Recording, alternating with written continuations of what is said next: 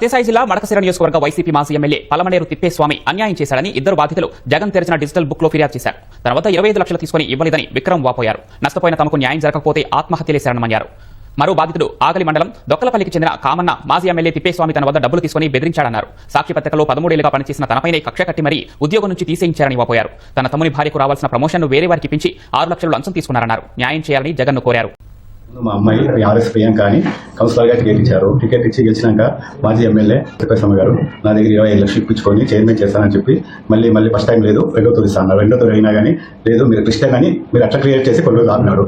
తర్వాత మళ్ళీ నాకు డబ్బులు అడిగితే నీ డబ్బులు లేవు, ఏమి లేవు, నేను పార్టీ కోసం ఖర్చు పెట్టినాను, నీకు డబ్బులు ఏం లేవు, నా దగ్గర ఏం లేవు, నేను పార్టీకే ఖర్చు పెట్టేసినాను అని చెప్తున్నారు సార్. 25 లక్షలు ఇప్పించుకున్నారు సార్. డబ్బులు అడిగితే నా దగ్గర లేవు, ఎవరు చెప్పుకోని దబా ఇచ్చి బెదిరించినారు సార్ నాకు ఎమ్మెల్యే సార్. దయచేసి నాకు ఆ డబ్బులు ఇచ్చి నేను అప్పులో ఉన్నాను సార్. జేసీఎస్ కన్వీనర్గా కూడా పనిచేసినాను సార్. నేను 2010 నుంచి నేను వైఎస్ఆర్ కాంగ్రెస్ పార్టీలో పనిచేసినాను సార్. నాకు న్యాయం చేయాలని కోరుకుంటున్నాను సార్. సాక్షి పత్రిక రిపోర్టర్గా విషయంలోనూ అంగన్వాడీ ఉద్యోగం ప్రమోషన్ విషయంలోనూ తీవ్ర అన్యాయం చేసి అన్ని సంవత్సరాలు పార్టీ కోసము పత్రిక కోసం పనిచేసినా కూడా బయటికి పంపినారు.